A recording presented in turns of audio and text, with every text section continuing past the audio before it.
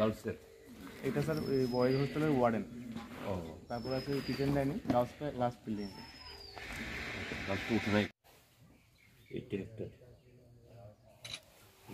Last ইয়ারে তোমার expansion কত হয়েছে? কত কয়েক বছরে এক্সপানশন?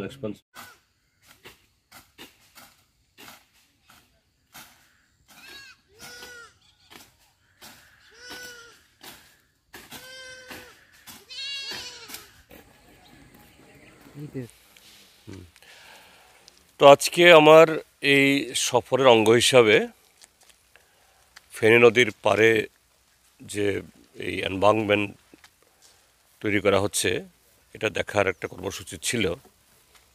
বিএসএফের সাথে আগে থেকেই এই প্রি প্ল্যান ছিল, অর্থাৎ আজকে 10:30 আমি যাব। কিন্তু আজকে খুব সকালে আমাকে বিএসএফের একজন অফিসার ফোন করেছেন যে গতকাল পশ্চিমবাংলার বনগাঁ বর্ডারে বিএসএফ এবং বিজেপির মধ্যে এটা গোলাগুলি হয়েছে এবং একজন জওয়ান বাংলাদেশের হয়তো খুব গুরুতর বা আহত বা নিহত হয়েছেন এরকম আশঙ্কা। তো এই কারণে এটা এই সীমান্তে একটা উত্তেজনা আছে এবং বিএসএফের তরফ থেকে বলা হয়েছে যে সীমান্তে আজকে যেন কোনো পাবলিককে অ্যালাউ না করা হয়। তো আমাকে রিকোয়েস্ট করেছেন যে আজকের প্রোগ্রামটা একটু ডেফার করার জন্য।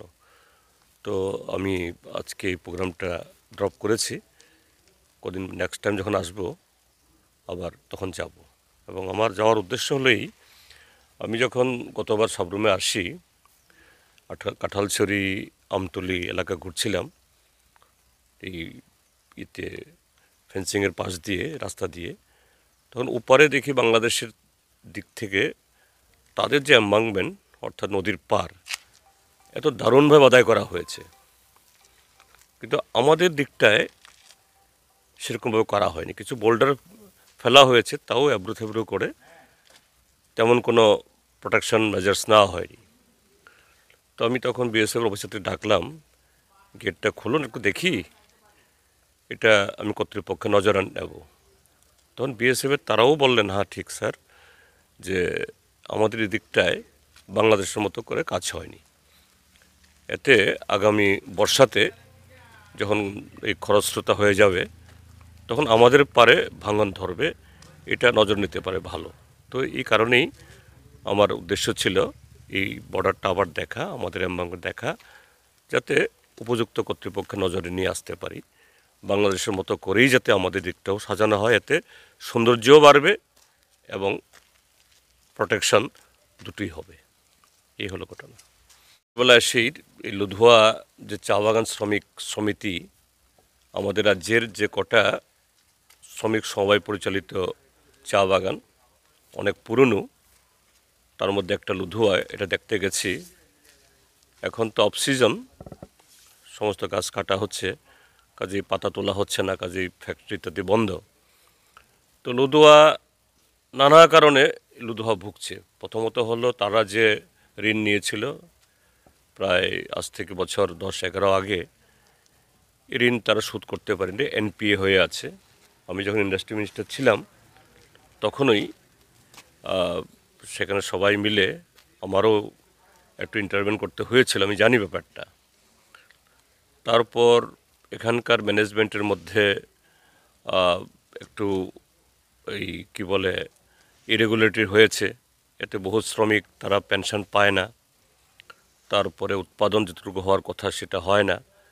তো সবটা মিলিয়ে কি অবস্থা, এখানে তাদের যারা অ্যাভেলেবেল স্টাফ, পরবর্তী সময়তে ম্যানেজার তিনিও এসছেন এবং অন্য একজন পুরনো স্টাফ, তার সাথে কথা বলেছি এবং এখানে গিয়ে দেখলাম যে বিগত কয়েক বছরে নতুন করে তো এক্সপানশন প্ল্যান্টেশন করতে পারেনি তারা, যেটা বললেন, কিন্তু তাদের প্রায় 80 হেক্টর জমিতে যে প্ল্যান্টেশন আছে তাও ধরে রাখার জন্য যে ধরনের ফান্ড ফ্লো দরকার, আগে রেগা থেকে, ডিএম এবং ব্লক থেকে যেভাবে ম্যান্ডেট পেত, এখন নাকি সেরকমভাবে পাচ্ছেন না।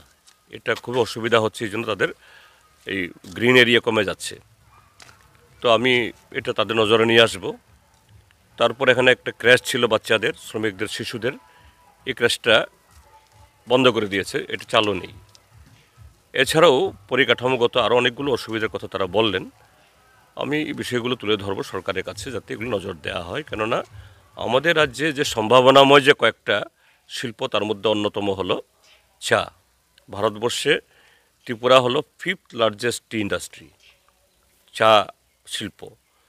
আর কোঅপারেটিভ পরিচালিত চা বাগানগুলোর মধ্যে এই উত্তরের মাছমারা, তারপরে হলো এই সদরের এই এই কী বলে, এই হ্যাঁ, দুর্গাবাড়ি, তারপরে হলো এই দুটো আমাদের এখানে লীলাঘর এবং এই লুধুয়া।